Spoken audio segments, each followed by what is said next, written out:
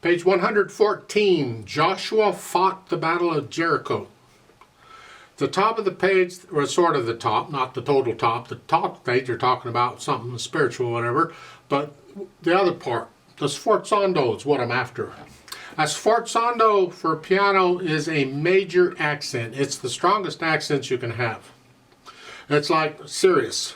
Now, problem with it is that if you do it wrong, it just comes out as a loud bang. It comes out rather vulgar, and you don't want to. You keep the wrists relaxed. You got to have some cushion whenever you do it, but it is loud for that one note. And there's different ways of interpreting it. I'll get in that a little bit later. But right now, just know that FSZ is like a major accent. Loud one. Well, now, let's talk about this piece. 4/4 time. We're in the key of D minor again. Still one flat. All the B's are flatted. And you'll see a lot of C sharps because it's usually the harmonic minor. I went through that before. A lot of eighth notes. So let's get the fingering and the counting and all that down first. Right hand. You're starting here and you're simply going to come across. This happens quite a bit. Same fingering. So it's 1 and 2. 1 and 2 and 3 and 4 and. Now if that you can't want here, that makes it a little harder because you need to stay in this position where really we're just coming down here. So if you can, do this fingering on measure 3 here. If you can't, then you may have to do that. Because we need 4th finger on that because we're going to we don't want to use 5th finger for both. So if you have to, you do that. And then back. Now watch out on measure 4 because it changed. It went to a C sharp. And then again.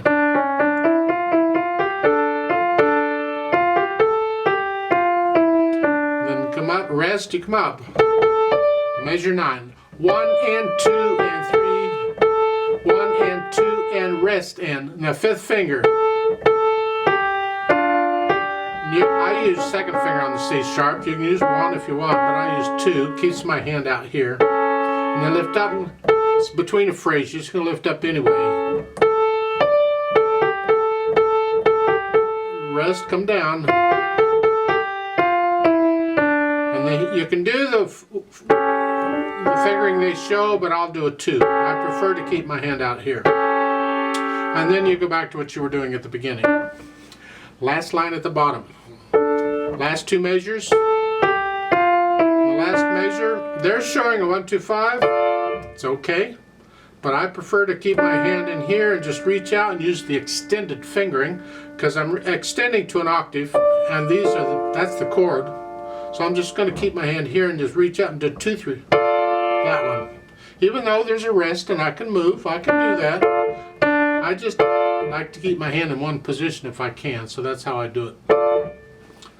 Left hand's the chords, D minor, and then watch out on the 2nd measure. The right hand will help you because it's 1 and 2 and. You're playing on the and of 2. And the next measure, 1 and 2 and. Again, the right hand will help you. 1 and 2.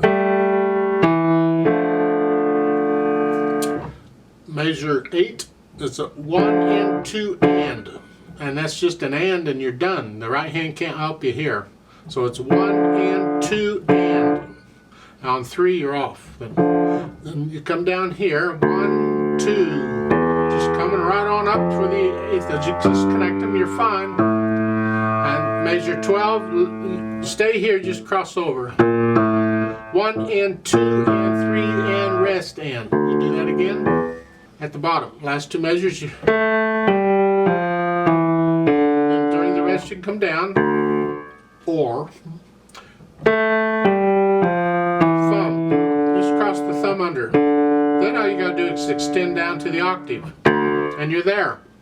Either fingering is fine, you pick one. It's kind of fun to move. I just don't like moving my hands when I don't have to, and if I do this, I moved right there. There, I'm ready. Put the hands together. Now right when I play that F in that first measure, the right hand comes up, or the left hand comes up. Which hand comes up? One of them comes up. You'll figure it out. Just it's got to rest.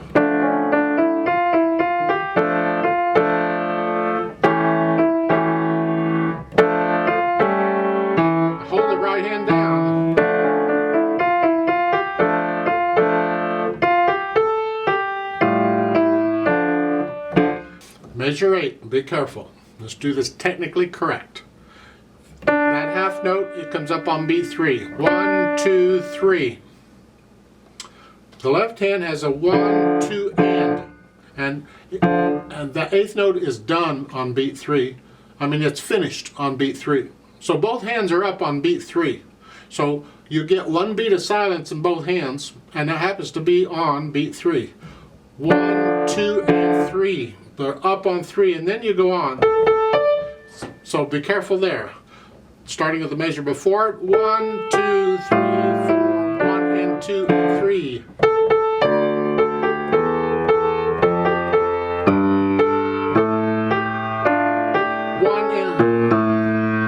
and that A's by itself. Get the idea? I hope. That's pretty much the piece. Rhythm-wise, it's got a lot of syncopation going on. Get rid of the hesitations. Any wrong notes you may have, you go slow as you gotta go. And then we add the articulation. Slurs. Accent. We typically accent a syncopated note anyway, but they're telling you to. Because we don't expect it to be that soon. That's kind of what we expect, but we're playing it sooner. And we accent it when we do that typically. Both hands. Lift up. It's a new phrase. The left hand you're connecting. Lifting up with the right hand. Lift up here and measure 6. Lift up. So it's like a breath. And that's a staccato. Just lift both hands together. It's easier. Just I'm connecting these half notes.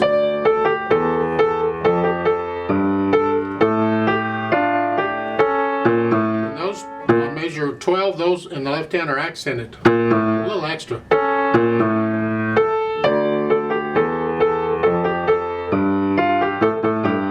Go ahead and connect these. Staccato there and an accent.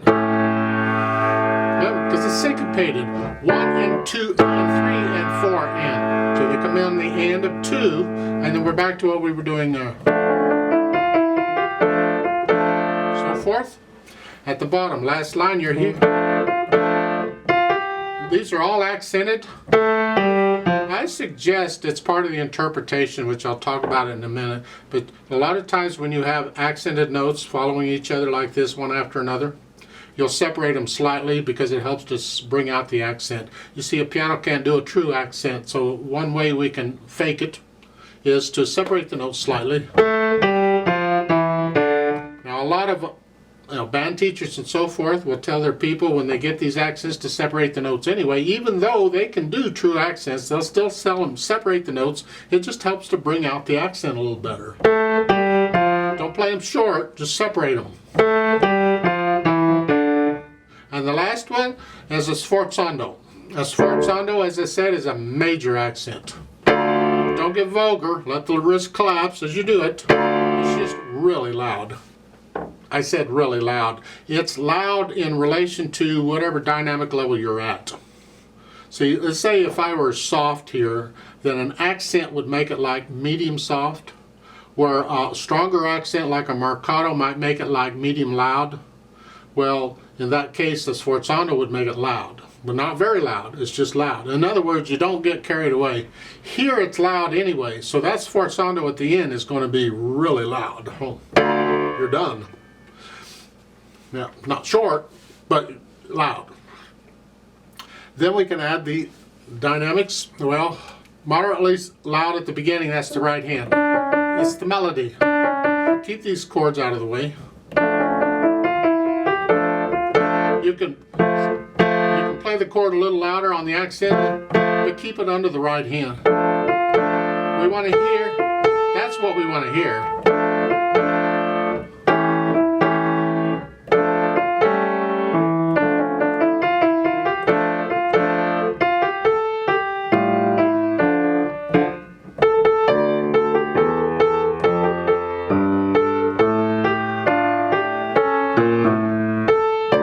whole thing in here is sort of in the medium loud range. You can get a little louder and softer as you feel these, but you're in that area. And then when you get to measure 14 at the end, now you pick it up to loud here. Now, and that accent will take it to very loud. And now you back down to moderately loud. So forth. And at the end, I don't know about that. The accents, in my opinion, tell you to separate the notes. But I don't know that you need accents on a loud note, because that just takes it up to very loud. And the sforzando is super loud. Yeah. Then we can talk about the speed. Well, this is actually done at different speeds. You can do it slow, you can do it fairly fast. You can be really serious and somber about it, mysterious, or you can be really happy about it. There's just different ways of interpreting the same piece of music. Here they're telling you with vigor and swing. Well, I'll get to the swing in a minute. Just do the vigor part first. If you're going to sing it, how fast would you sing it? I mean, you could go slow.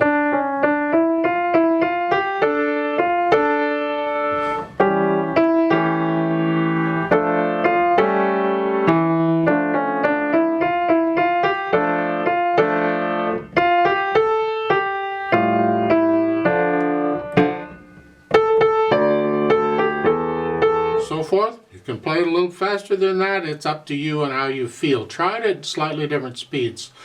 Don't go real fast. If you do the swing, let's talk about the swing.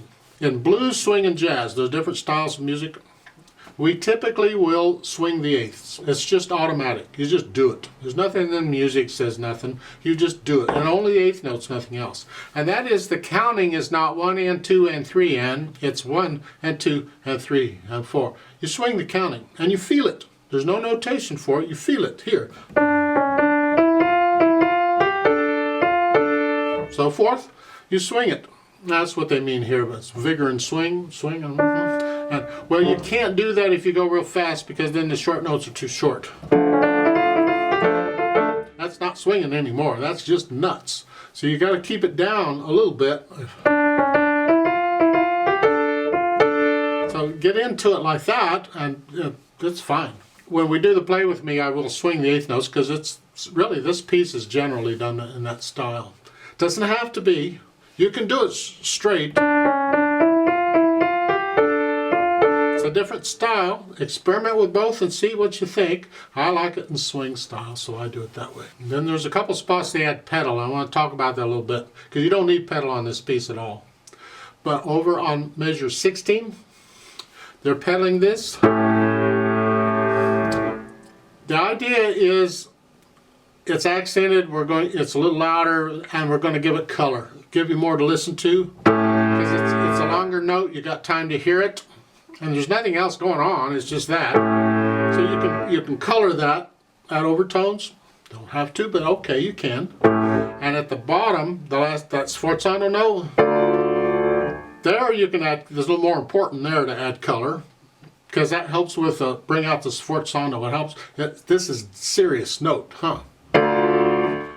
Now, on both of those, I suggest you change your technique slightly, pedal technique. Instead of pushing the notes down first and then the pedal like we keep doing, that's the most common. With these, in this style, push the pedal down with the note. Release the dampers immediately, so it just kind of explodes. Here, and at the bottom, definitely. In fact, you can even, at the bottom, you can push the pedal down during the eighth rest. Push the pedal down first, so the dampers are released and ready to go.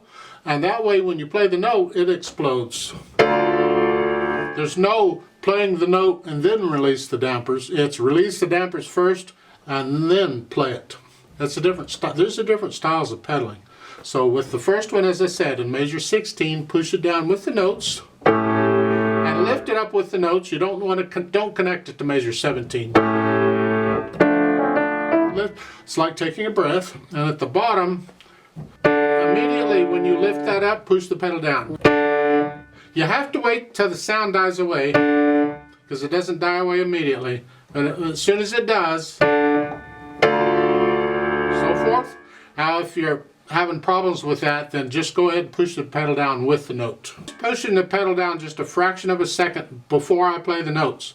You don't want to push it down too soon or you'll catch that quarter note. If I do that, there's still sound coming out of that. It caught a little bit of that. It's not totally died away yet. I don't want to do that. So I'm going to wait right before I play it, then I push it down and then do it. You have to be real quick about it.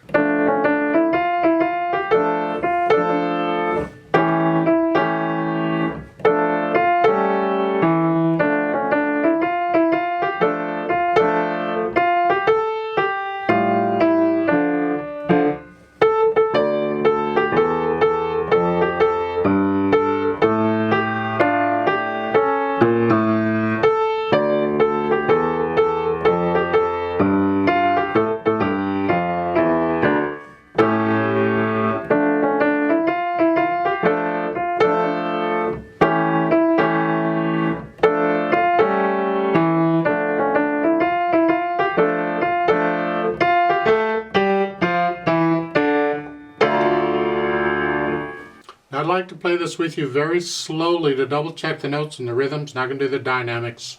So I'll give us 4 counts. Now let's just try, and I am going to swing the 8th notes.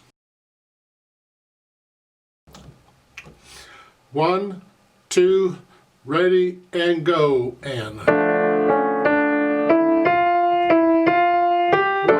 and 2 and 3 and 4 and 1 and 2 and 3 and 4 and 1 and 2 and 3 and 1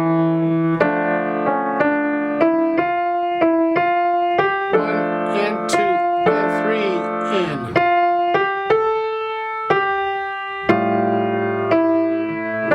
and 2 and 3 and 1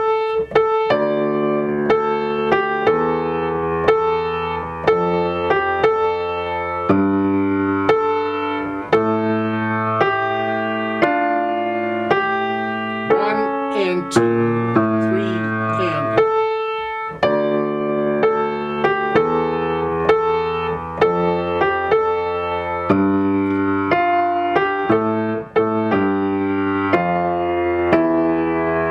and 2 and 3 and 4 and 1 and 2 and 3 and 4 and 1 and 2 and 3, 4 and 1 and 2 and 3